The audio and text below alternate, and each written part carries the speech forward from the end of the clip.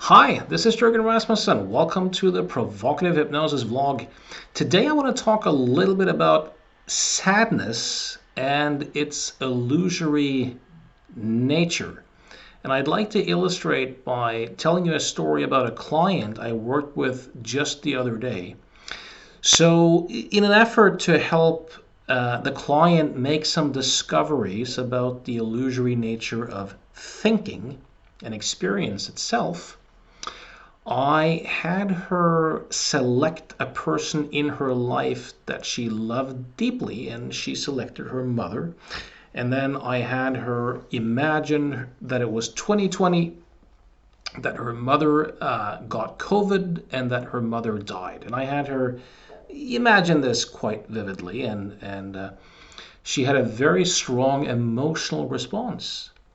So when I then asked her, did you imagine what I asked you to imagine? She said yes. I said, so on a scale from 0 to 10, where 0 is neutral and 10 is as sad and devastated as you could be, where were you emotionally on the scale when you had your eyes closed and you did this? And she said 10. And she was crying and very distraught. And I asked her, what is it that you think that the score of 10 is telling you anything about? And then she tells me, well, it was just so sad. And I leaned back and I said, was it? Was it really sad? Because sadness is the perception of loss. Did you actually lose anything? So I had her imagine a heavy book and 20 helium balloons. And I asked her, are you experiencing a heavy book? Or are you experiencing a thought labeled heavy book? And is the thought labeled heavy book the same as a heavy book? Is the thought labeled 20 helium balloons the same as 20 helium balloons? Then I had her imagine her mother, and I had her imagine her mother being run down by a truck. I'm a pretty nice guy, most of the time. And I said, are you experiencing your mother, or are you experiencing a thought labeled mom? Is the thought labeled mom the same as your mother? Is there any reason to think that your mother in the world shared the destiny of the thought labeled mom?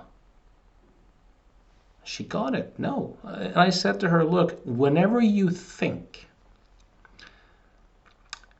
your mother in the world does never share the destiny of the thought called mom in your daydreams.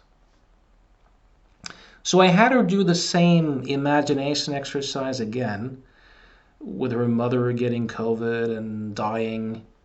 But this time I just had her know that what she was experiencing was a thought called mom, and that her mother in the world didn't share the destiny of the thought called mom. She had the same vivid imagery, but she went from a 10 to a 0. And the whole thing kind of became funny.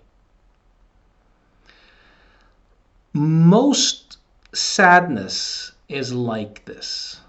There's a perception of loss, but there's no actual loss involved, because the thought labeled mom or dad or wife or whatever does not share the destiny of the person in the real world, right? So most of the time when we think and feel sad, we're falling for this kind of illusion. And there's tremendous relief in seeing that.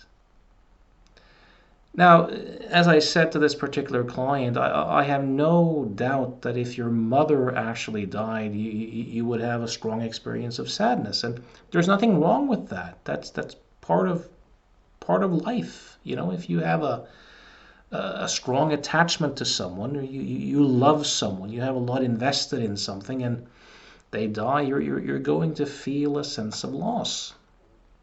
I said to her, but what would you feel if I told you that my mother died 2 weeks ago? Now she didn't; she's still alive. But she said, I said you wouldn't really feel much because you don't have a story of how she should still be alive and how you're losing something and. But I would, right? If my mother died, I would feel sadness. And that's perfectly okay. It's perfectly normal. There's nothing wrong with that whatsoever. But people get born and die every day, right? It's just the nature of life. Everything that arises dissolves. So it's still the story of how she should still be alive and why me and what I've lost, and it's still that, right? And that's completely natural. But in the vast majority of cases where we feel sadness, there's absolutely no actual loss involved. It's just us not seeing a thought as a thought. And training yourself to do that, there's an enormous liberation in that. So if this appeals to you, know that I see clients every day from all over the world on Skype, where I said all over the world, mostly Western countries, to be honest. Even though I had a client from Guatemala recently, and I get the occasional client from other places than the Western world. And my next seminar teaching this psychological illusion model is March 25th and 26th, 2023. If you want some information or want to sign up, go to provocativehypnosis.com and the seminar page, and I hope to see you there. If you have any thoughts around this, let me know wherever you find the video. Till next time, thanks for listening.